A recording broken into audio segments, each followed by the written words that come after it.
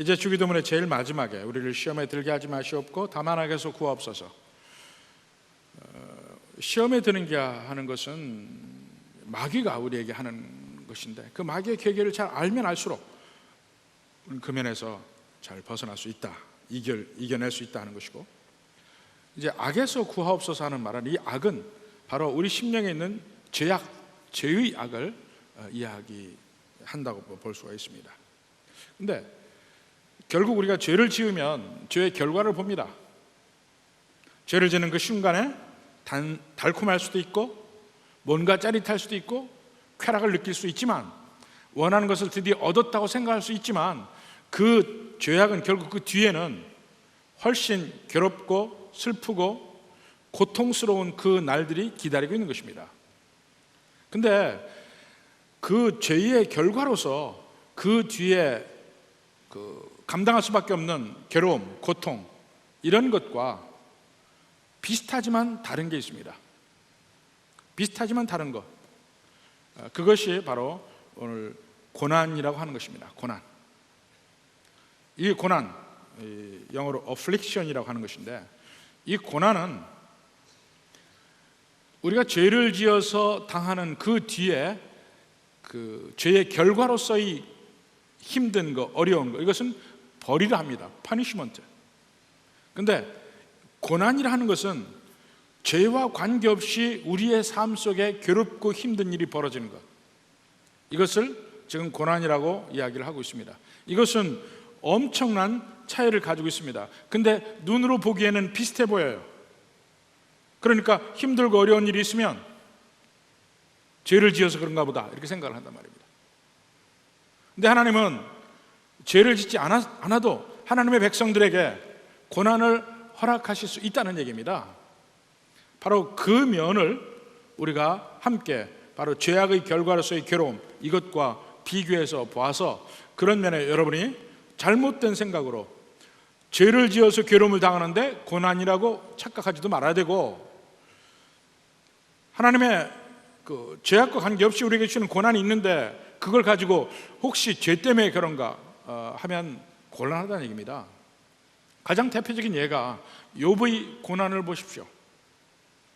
욥은 정말 이 세상 사람이 감당할 수 없을 만한 고난을 당합니다. 그렇더라도 그것은 죄의 결과로서의 벌이 아니었거든요. 근데 그 욥의 세 친구는 욥이 죄를 지어서 고난을 당한다고 정죄를 합니다. 그 관계가 나오는 것이 욥기예요. 욥이 당하는 것은 죄에 대한 벌이 아니었고 고난이었습니다. 그래서 결국은 그 뒤에 욥은 훨씬 더 복된 자의 길을 가게 됩니다.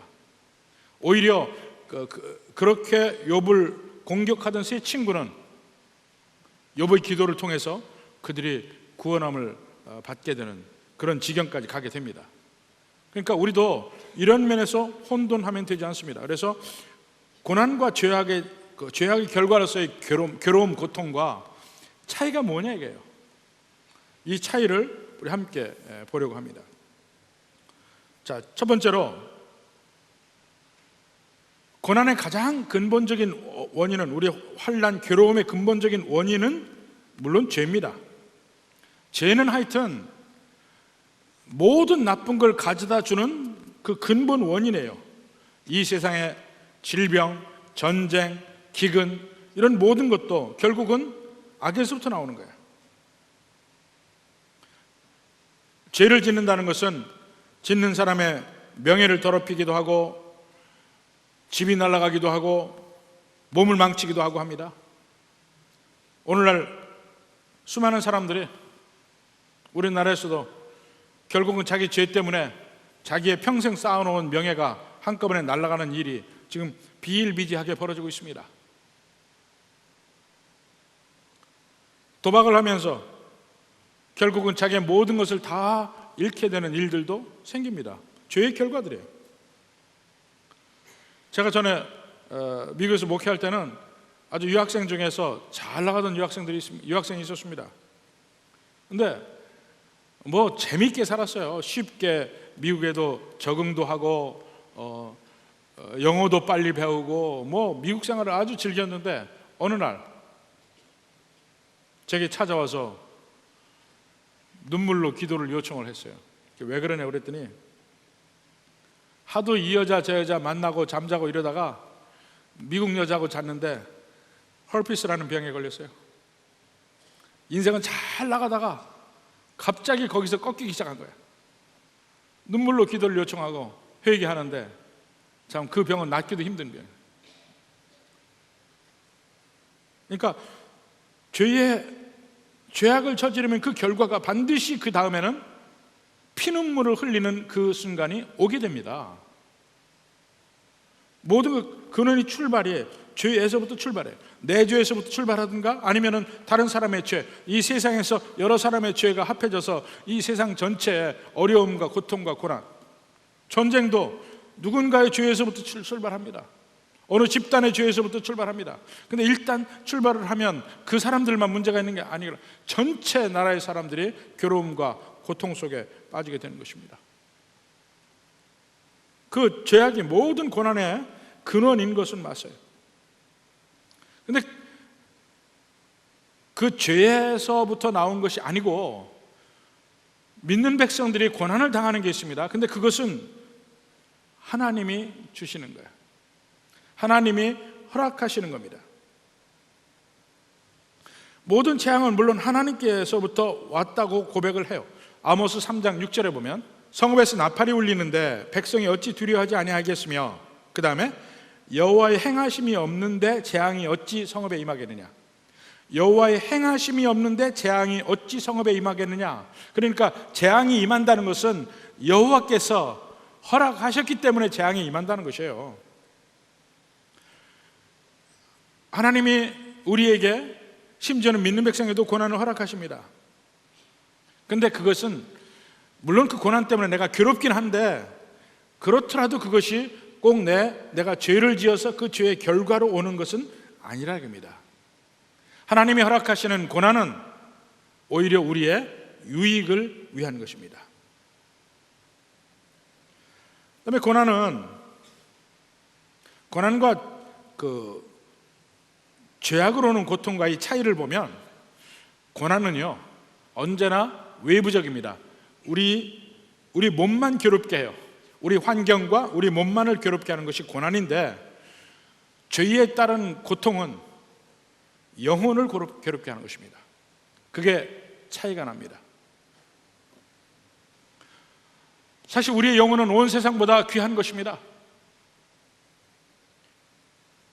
세상을 보면 이 세상은 하나님의 능력과 손길을 볼 수 있는 거예요.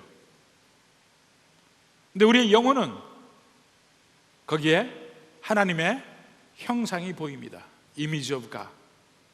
우리의 영혼은 하나님의 형상의 표현입니다. 세상은 하나님이 지으신 것이고, 이것이 이 세상과 우리 영혼은 그만큼 엄청나게 차이가 있는 것입니다. 근데 죄는 우리의 영혼을 위험에 처하게 만드는 거예요. 고난은 우리 몸이 위험에 처하는 것이고, 고난을 당할 때 사람들이 왜 괴로워합니까? 왜 두려워합니까? 잘못하면 이 세상에서의 삶이 자유가 없어지고 점점 그러다가 결국은 생명을 빼앗길 것 같은 그런 면이 있는 것이 결국 고난이잖아요.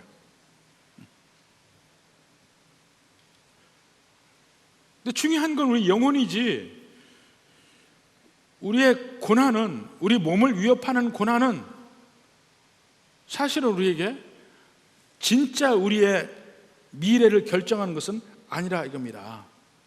잠언 8장 36절에 보면 그러나 나를 잃는 자는 자기의 영혼을 해하는 자라, 나를 미워하는 자는 사망을 사랑하느니라. 여기서 잠언 8장인데 잠언 8장 전체는 주어가 지혜예요. 지혜. 그래서 나를 잃는 자는 자기 영혼을 해하는 자라, 지혜를 잃는 자는 자기 영혼을 해하는 자라 그랬는데, 잠언서 8장에 나오는 지혜는 바꿔서 거기서 그 지혜를 예수님이라고 바꿔도 됩니다. 간단하게 이야기하면 지혜는 우리가 세상을 살아가는 지혜, 이런 면 그 이상이에요. 잠언 8장에 보면 이것은 그저 세상을 잘 살려는 도구가 아니고 능동적으로 우리에게 복을 주는 주체입니다. 근데 그게 곧 사실은 예수님을 칭한다, 보통 우리가 얘기를 합니다. 그러니까 예수님을 잃는 자는 자기 영혼을 해하는 자라. 죄악이란 뭡니까? 하나님을 거부하는 거예요.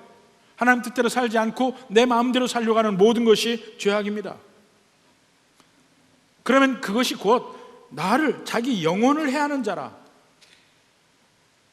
사망에 이른다 그랬죠. 근데 이 사망은 우리가 보통 보는 사망과는 달라요. 이 세상이 떠나는 그 사망과 진정한 사망이 있습니다. 지옥불에 들어가는 마지막 사망. 하나님을 버리는 사람은 이 두 번째 사망을 간다 이겁니다. 몸을 해하는 것은, 고난은 어쩌면 고난 때문에 우리 목숨까지도 잃어버릴지 모르지만 우리의 영혼을 잃어버리지는 않아요. 초대교회에서 수많은 사람들이 콜로세움에서 사자밥이 되었습니다. 그들은 어떻게 되느냐? 그들은 고난을 받은 사람들이에요. 그러나 그들의 영혼은 면류관을 천국에서 받는 사람들입니다. 근데 이것이 고난과 죄악의 끝이 차이가 나는 것입니다. 하나님은 믿는 백성들의 영혼을 해하는 것을 허락지 않습니다. 그렇지만 마귀에게 허용된 범위는 욥기를 보면 알아요. 그 사람의 외부, 그 사람의 몸까지도 하나님이 허락하시면 괴롭게 할 수는 있습니다. 근데 하나님이 이를 허락하시는 이유는 오히려 우리를 더욱 점금같이 나오게 하는 목표가 있습니다. 오히려 우리의 유익을 위함이에요. 이것이 고난과 죄악의 결과와 차이인 것입니다. 바로 그러니까 마태복음 10장에도 보면 우리의 목숨을 빼앗아갈 수 있는, 이 몸의 목숨을 빼앗아갈 수 있는 사람을 두려워하지 말고 몸과 영혼을 다 멸할 수 있는 사람을 두려워하라, 이렇게 그런 분을 두려워하라고 합니다. 하나님은 우리의 영혼을 어찌할 수 있는 분이에요. 마귀는 전혀 자기의 뜻대로 손을 못 대는 겁니다. 그것이 고난과 죄악의 결과로서의 고통과의 차이입니다. 이러면서 고난은 우리에게 유익하고 좋은 것입니다. 우리 죄악이 없음에도 불구하고 믿는 백성들의 고난을 허락하시는 이유는 우리의 유익을 위해서 하나님이 허락하시는 거라입니다. 시편 119편 71절에 보면 고난당한 것이 내게 유익이라 이로 말미암아 내가 주의 율례들을 배우게 되었나이다. 고난당하는 것이 유익이라.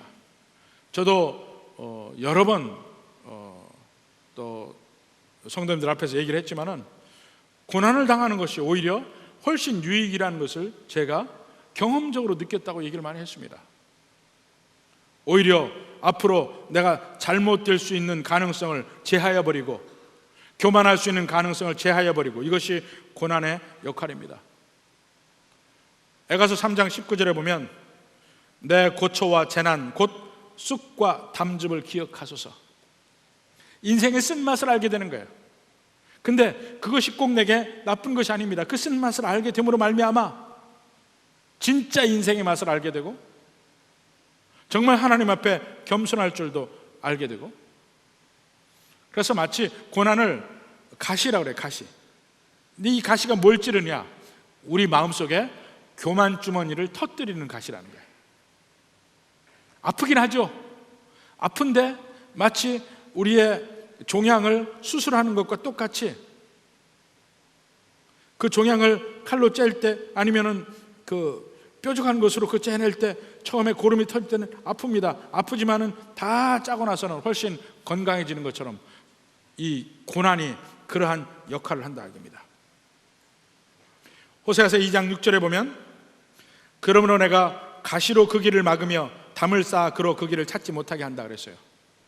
이게 무슨 말이냐면 이스라엘 백성들이 하나님의 사랑을 받고 하나님이 모든 주신 것을 다 받았어요.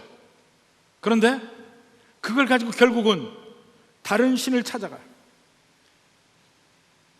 마치 호세의 아내가 아주 낮은 위치에 있던 그 여자를 호세아가 데려다가 잘 가꾸고 해서 아름다운 숙녀를 만들고 아내를 맞았었는데, 그 호세아가 준 모든 걸 가지고 다른 남자를 찾아가요.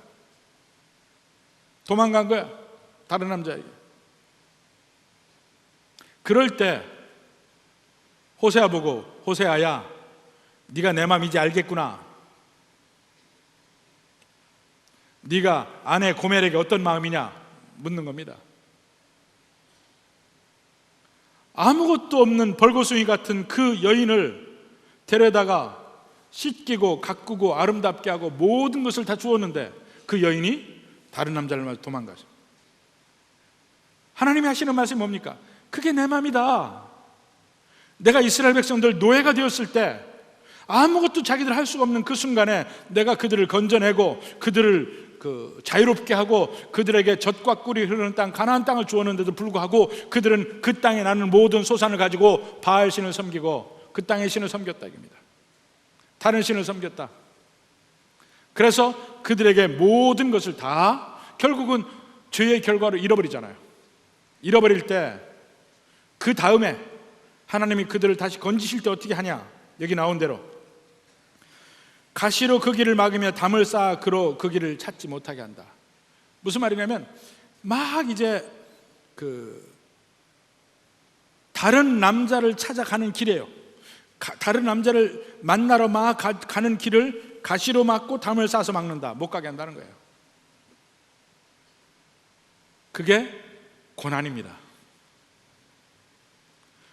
앞으로 죄를 지을 가능성이 있는 것을 못하게 미리 막는 것, 이게 고난이에요.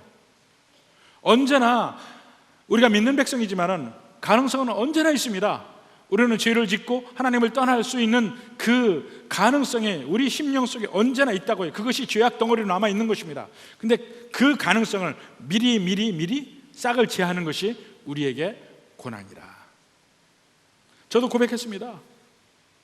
만약에 우리 교회 어려움이 없이 승승장구로 계속해서 부흥을 했다면 과연 제가 제 자신의 교만을 통제할 수 있었을까? 모르겠어요. 모를 수도 있습니다.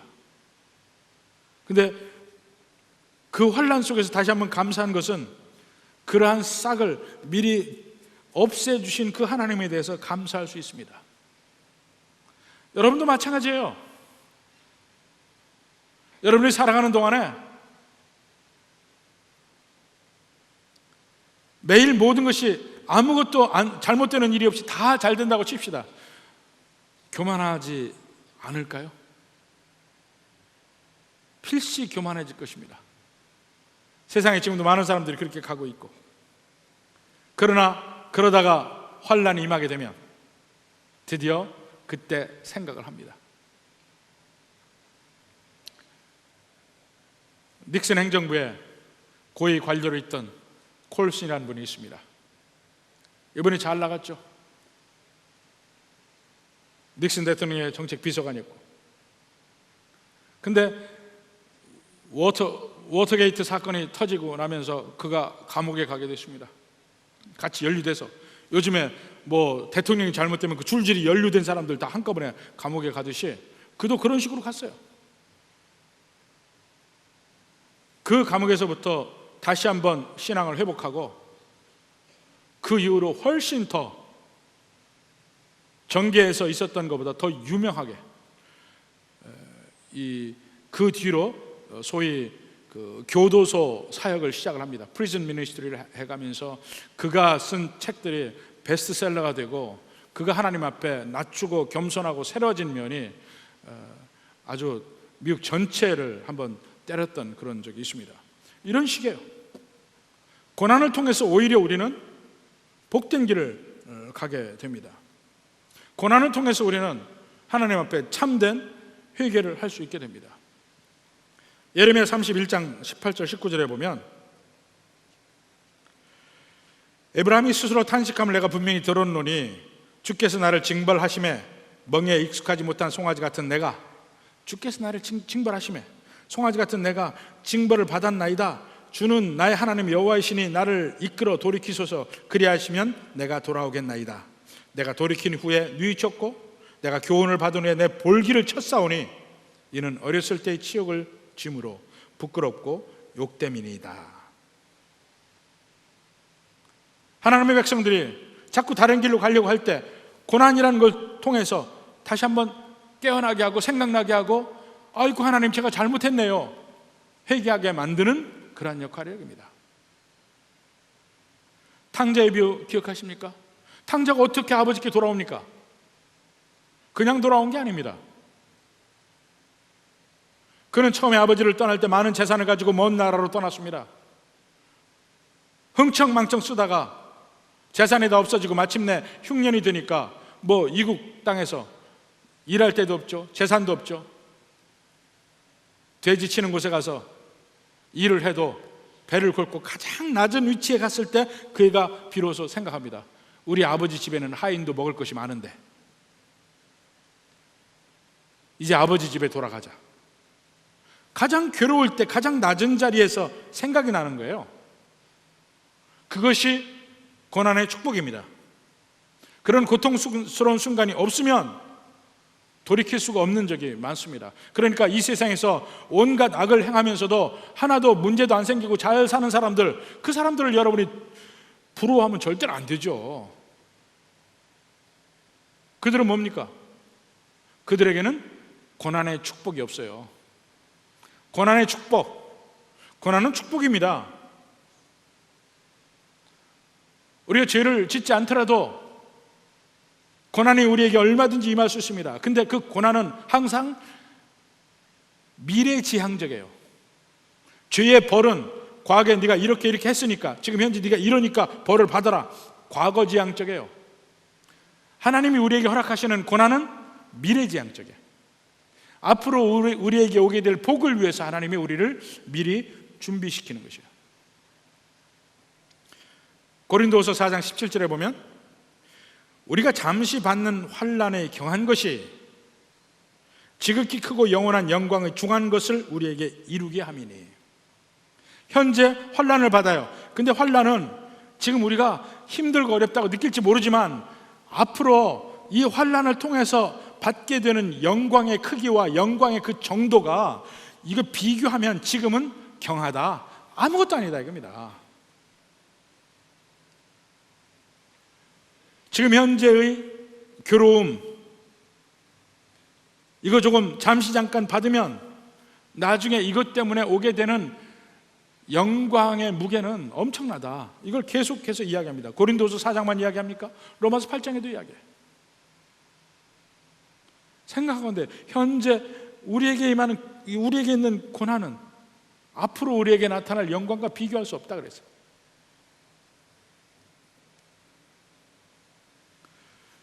거기에 비해서 죄는 앞으로 우리에게 나타날 좋은 것을 오히려 못 받게 막는 역할을 합니다. 예레미야 5장 25절에 보면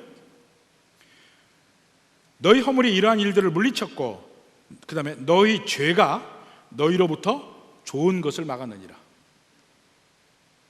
너희 죄가 너희로부터 좋은 것을 막았다. 우리가 계속해서 죄적인 생활을 하면 하나님이 우리에게 주시려고 하는 축복을 우리는 받지 못한다는 거예요. 우리가 하나님 앞에 기도합니다. 하나님 이렇게 선하고 좋은 걸 주십시오.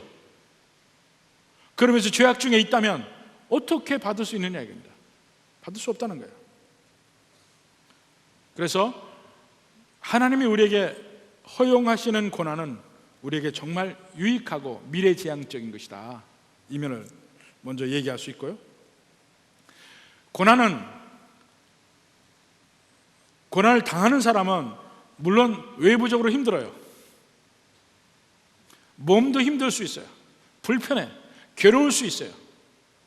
그러나 영혼은 평안합니다. 이게 차이예요. 그러나 영혼은 평안해요. 바울 보십시오. 온갖 고통과 고초와 어려움을 겪습니다. 그렇지만 그의 영혼은 평안함을 가지고 있고 오히려 긍지와 자부심을 가지고 있어요. 고통을 당하는 중에도. 고린도후서 1장 12절에 보면 우리가 세상에서 특별히 너에게 대하여 하나님의 거룩함과 진실함으로 행하되, 바울과 그들이 거룩함과 진실함으로 행하되 육체의 지혜로 하지 아니하고 하나님의 은혜로 행함은 우리 양심이 증언하는 바니 이것이 우리의 자랑이라. 이것이 우리에게 자랑이야. 내가 육체대로 안 하고 오직 하나님의 뜻대로, 고통과 어려움이 있지만 하나님의 뜻 안에서 움직이지 않은 것이, 이것이 많은 사람들에게 자랑이 되고 우리의 자랑이 된다. 영혼이 평안한 거예요. 그리고 그 뒤에는 결국은, 지금 당장은 괴롭지만 그 뒤는 승리하게 되어 있죠. 근데 반대로 죄는 우리 영혼을 더럽힙니다. 영혼을 더럽힘으로 우리 영혼이 평안해질 수가 없습니다. 회개하기 전까지는 절대로 평안해질 수가 없어요. 그렇지만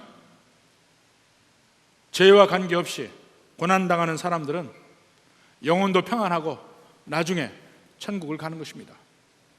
시편 25편 13절에 보면 그의 영혼은 평안히 살고 그의 자손은 땅을 상속하리로다. 복받는다 말이에요. 누가요?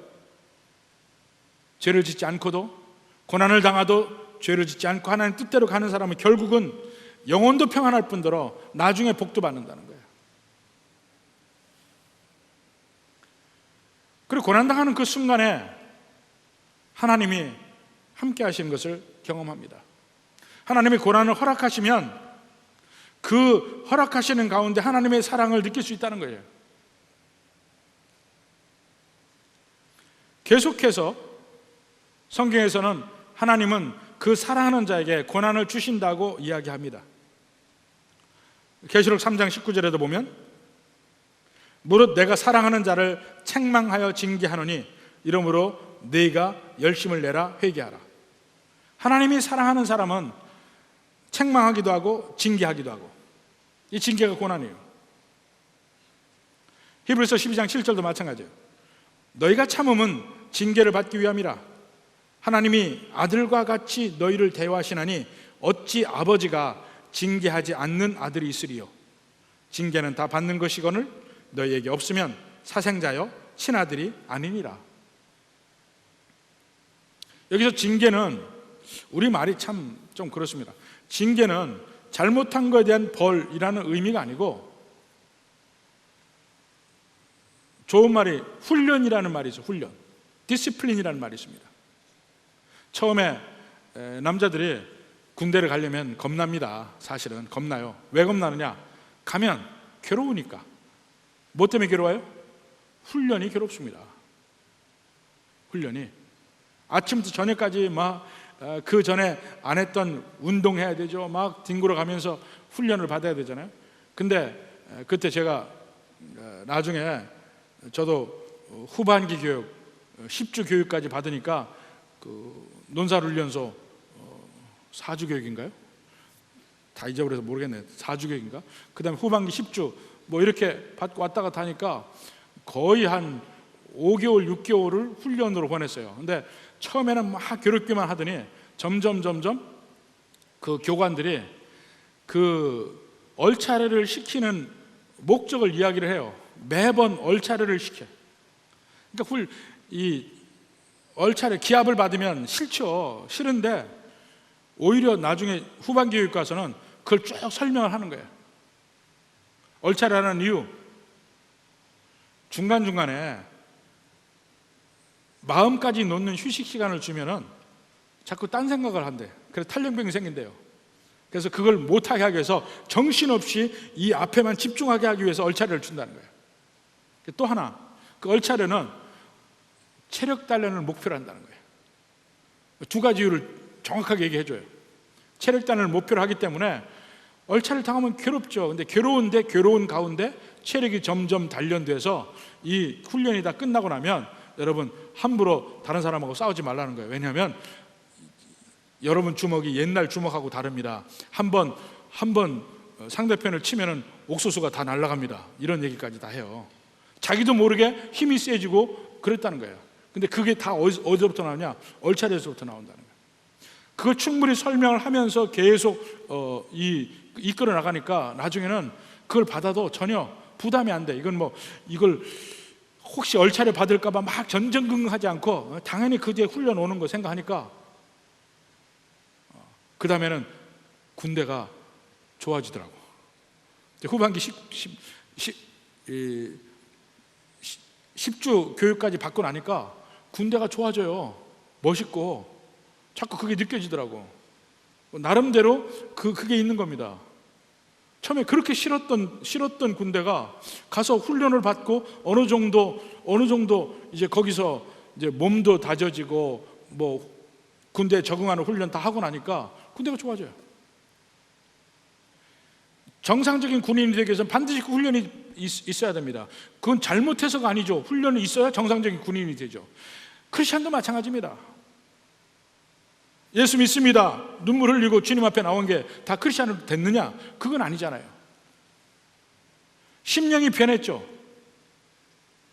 저 군대 간다고 어제까지 사복 입던 사람이 바로 군대 가서 군복 입혀놓으면 군인이 됩니까? 군복만 입혀놓은 거지.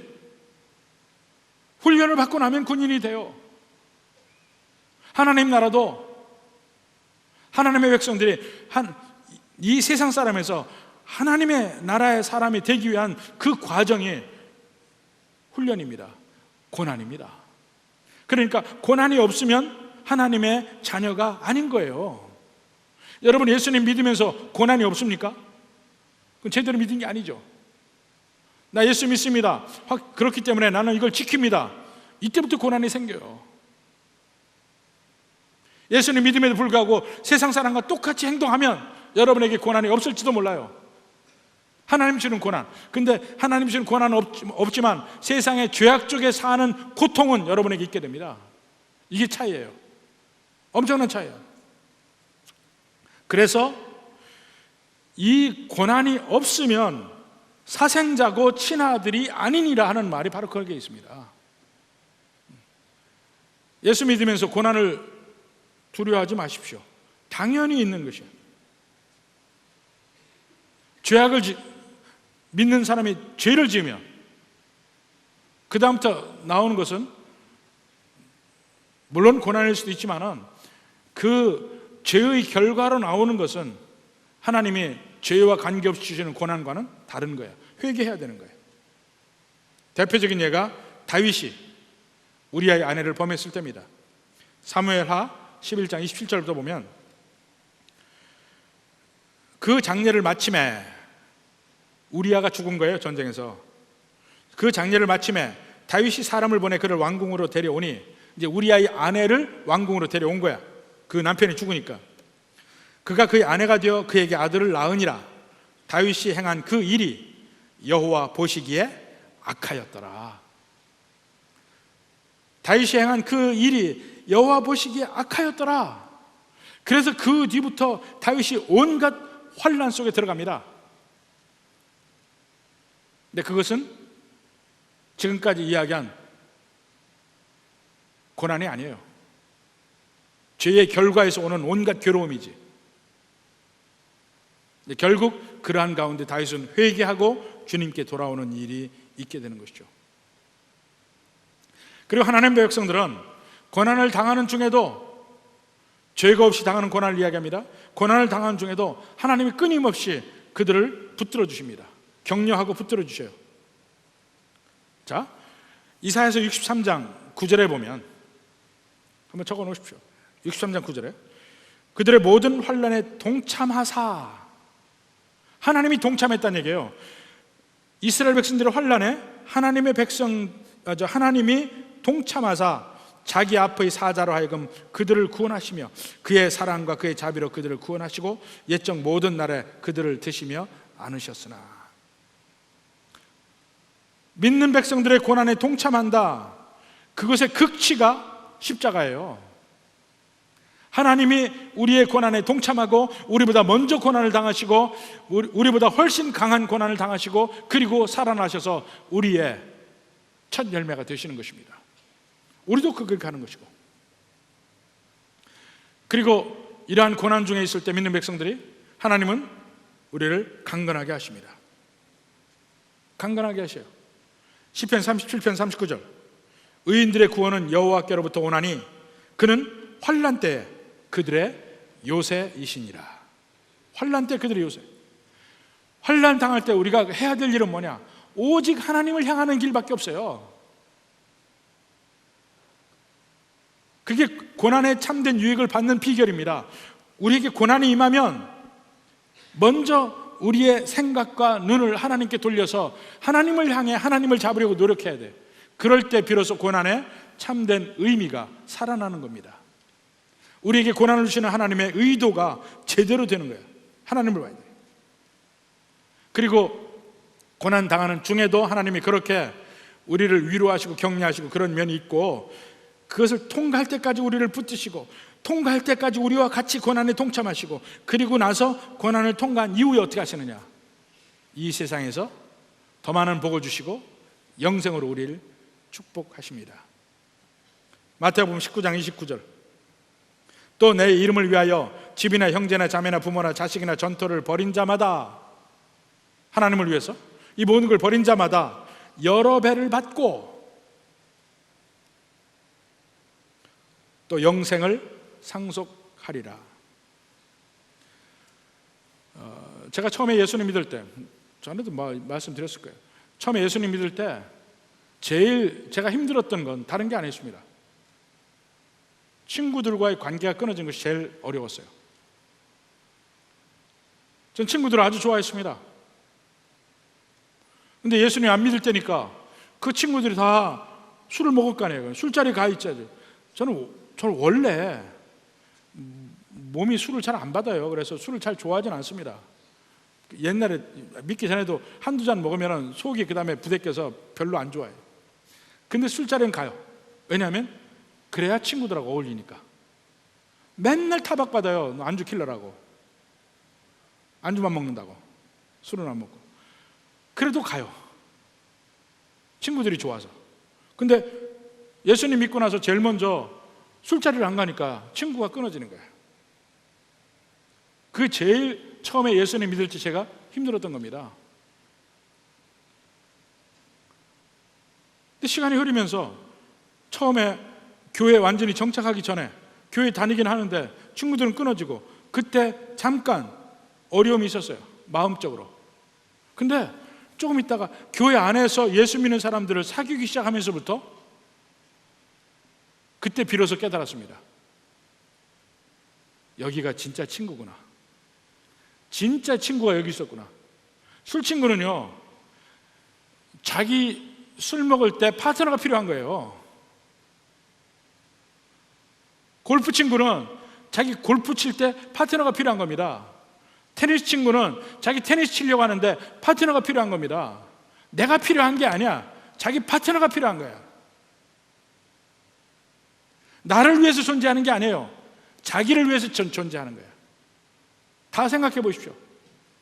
낚시 다니는 친구도 마찬가지고. 파트너가 있어야 되니까 필요한 거야. 아주 이기적 목적의 친구들입니다. 근데 예수님 믿고 나서 새롭게 친구를 사귀고 나서는 저 이 말을 그래도 체험을 했습니다. 세상적으로 예수님 믿으면서 마치 내가 친구를 버린 것처럼 됐어요. 근데 예수님 믿고 나서 여러 배를 찾았습니다. 그리고 무엇보다도 영원한 생명을 찾게 된 거 아닙니까? 이 말 그대로. 반대로 죄를 짓고 다니는 사람에게는 어떤 일이 벌어지냐? 시편 68편 21절. 그의 원수들의 머리 곧 죄를 짓고 다니는 자의 정수리는 하나님이 쳐서 깨뜨리시리로다. 죄를 짓고 다니는 사람은 어떻게 한다고요? 그 정수리를 하나님이 쳐서 깨뜨린다 그랬어요. 얼마나 무서운 얘기예요. 제 얘기가 아니에요. 시편 68편 21절 적어놓으세요. 보세요. 죄가 생각날 때.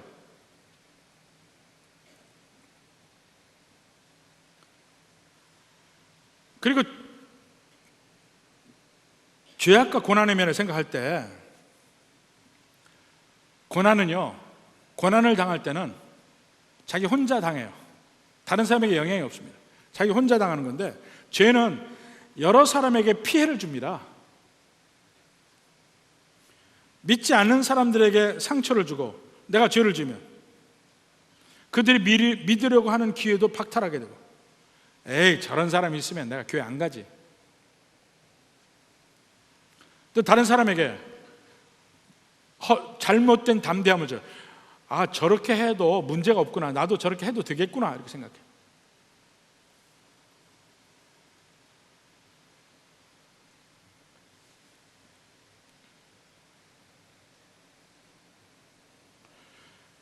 말라기 2장에 보면은 대표적으로 제사장의 죄가 나옵니다. 말라기 2장 7절 8절에 보면 제사장의 입술은 지식을 지켜야 하겠고 사람들은 그의 입에서 율법을 구하게 되어야 할 것이니 제사장은 만군의 여호와의 사자가 됨이거늘. 제사장의 역할이에요. 너희는 옳은 길에서 떠나 많은 사람을 율법에 거스르게 하는도다. 제사장의 죄. 많은 사람에게 율법 떠나가게 하고 거스르게 만들어요. 잘못 가르쳐서. 그러니까 그 제사장들이 잘못되니까 그 영향력 안에 있는 수많은 사람들이 같이 넘어지는 거예요. 여러분이 어느 자리에 있고 누구와 연결되어 있느냐도 대단히 중요해요. 우리가 어려움을 겪는 순간에 결정적으로 차이가 나는 거 보니까 구역장이 누구냐 하는 거에 따라 차이가 많이 나더라고요. 구역장이 어디에 있느냐, 어느 자리에 서느냐에 따라서 그 구역 식구들의 자리도 동시에 결정이 나요. 거의 다. 그걸 거스르는 사람이 그렇게 많지가 못해. 그러니까 이 죄악은요 반드시 주변에 영향력이 있고 특히 리더의 자리에 있는 사람의 그 영향력은 큰 겁니다. 그러니까 하나님이 그들에게도 더 엄중한 책임을 물으시는 거예요. 성도들은 고난 중에 있을 때는 마음이 평안하기도 하거니와 오히려 이러한 고난의 참된 목적을 알게 되면 기뻐하게 됩니다. 기뻐하게 돼. 데살로니가전서 1장 6절. 또 너희는 많은 환난 가운데서 성령의 기쁨으로 말미암아 우리와 주를 본받은 자가 되었사. 죄가 없는데도 고난 당할 때는 점점 처음에는 모르죠. 그러나 그 고난이 지나고 나서 그 고난이 내게 얼마나 유익인가 하는 것을 알기 시작하면서부터는 그 다음에 고난이라는 거 이런 거구나 깨닫게 됩니다. 그러면 그 다음에는 점점점 고난이 임하게 되면 기뻐지는 이유가 이것은 잠시 잠깐이요 이것을 통과하고 나면 더 큰 하나님의 복과 은혜가 있으리라, 이걸 알기 때문에 기뻐하는 겁니다.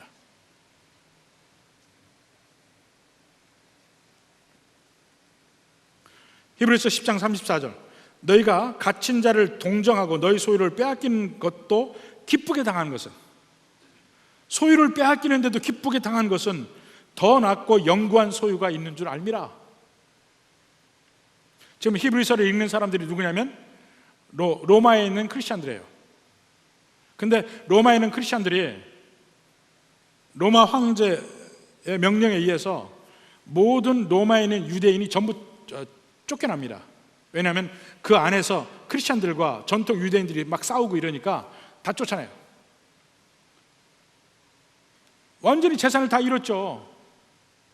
그렇지만 그 재산을 다 잃는 가운데서도 기쁘게 받은 것은 영원한 소유가 있습니다. 오히려 기쁘게 그 고난을 당한다는 것입니다. 이런 고난을 한 번, 두 번 당하면서 우리는 성장해요. 가장 대표적인 예가 로마서 5장 3절 4절. 다만 이뿐 아니라 우리가 환난 중에도 즐거워하나니, 기뻐한다고 그랬어요. 즐거워하나니 이는 환난은 인내를, 인내는 연단을, 연단은 소망을 이루는 줄 알미로다. 환난을 읽다 보면 점점점 처음에는 못 참겠어요. 못 참겠는데 못 참겠다가 아무리 하나님 앞에 부르짖어도 하나님은 들은 척도 안 하셔. 그러다 보면 막 혼자 소리치다가 다른 길이 없으니까 생존 본능이 생깁니다. 이제 참아야지. 할 수 없이 참아야지. 참다 보면 참는 것도 할만해요. 처음에는 막 못 참겠다가 참는 것도 할만해. 그러니까 환난은 인내를 낳아요. 하나님은 인내를 배울 때까지 우리에게 응답하지 않으십니다. 환난은 인내를 낳아. 근데 참을만 해서 가다 보면 한 번 참고 두 번 참고 세 번 참고 참다 보면요, 인내는 연단을 나온다고 그러는데, 그 연단이라는 것이 영어성에 보면 캐릭터를 만든다 그랬어요. 캐릭터. 이게 참다 보면 그게 점점점 한 번 두 번 하면 내 습관이 되고, 습관이 내게 붙으면 그게 뭐가 돼요? 내 품성이 돼요. 품성. 잘 참을 수 있는 품성이 돼요. 저도 성격이 되게 급합니다. 아마 우리 교회 성도들 한 80%는 알 거야, 내 성격 급한 걸. 근데 성격이 급해도 참는 건 배웠어요. 급한 성격하고 참는 거하고는 별개더라고. 모든 참을 수 없는 환경을 참아갈 수 있는 걸 배우기 시작한 겁니다. 근데 그 점점 배워가면요, 그 다음에는 역전의 용사가 돼요. 역전의 용사는 사람의 웬만큼 일이 벌어져도 흔들리지도 않아요. 그 다음부터는 품성이 바뀐 거예요. 품성이 바뀐 다음에 그 연단은 소망을 이뤄요. 그게 무슨 말이냐면, 자, 믿는 자의 삶 속에 환난이 연속돼. 처음에는 환난 때문에 막 못 살겠다 하는데 그 다음에 참을만 해요. 참다 보면 내가 바뀌는 걸 알아요. 환난이 아니면 인간은 변하지 않습니다. 자기 스스로 변한다고요? 웃기지 마라 그래요. 자기 스스로는 절대로 못 변해. 환난이 있어야 사람이 인간이 돼. 인간이. 환난을 당하지 않으면 인간이 안 돼요. 인간을 변하고 보니까 그 다음엔 환난이 내가 원해서 된 거 아니잖아. 아, 이게 정말 하나님께로부터 왔다, 이걸 깨닫으면서 무슨 생각이 듭니까? 그래, 이것이 결국은 내게 축복이구나, 이걸 알게 돼요. 자, 이걸 알게 되면 어떻게 됩니까? 하나님이 이렇게 나를 사랑하셔서 이러한 환난을 주셔서 나를 편하게 하셨구나. 그것이 마지막에 뭐가 돼요? 소망이 되는 거야. 소망. 그렇구나, 하나님은 나를 점점 더 선한 길로, 복된 길로 나를 인도하시는구나. 뭘 통해서요? 환난을 통해서. 그래서 소망을 갖게 되는 거예요. 믿는 자의 진정한 소망은 개인 하나님의 고난, 하나님의 환난을 받지 않고는 이 소망이 안 생기는 겁니다. 이 세상에서 편하고 잘 살면 왜 천국 가려고 그래요? 갈 생각이 없습니다. 환난 속에 있으면서 아, 이 세상은 내가 있을 곳이 아니구나 확인하는 거, 확인. 그리고 천국의 소망이 생기는 겁니다. 부디 이면을 확실하게 알 수 있기를 바랍니다. 야고보서 5장 11절에 보면, 보라, 인내하는 자를 우리가 복되다 하나니 너희가 욥의 인내를 들었고 주께서 주신 결말을 보았거니와 주는 가장 자비하시고 긍휼히 여기시는 이시니라. 욥의 환난을 보았느냐? 욥의 결말을 보았느냐? 이를 보고 사십시오. 우리의 환난, 우리의 어려움 아무것도 아닙니다. 아무것도 아닌 게 아니죠. 참 축복입니다. 부디 이 복 속에서 잘 인내하고 살아서 정말 천국 백성으로서 넘치는 은혜와 복을 함께 받는 여러분이 되길 주님의 이름으로 축원합니다.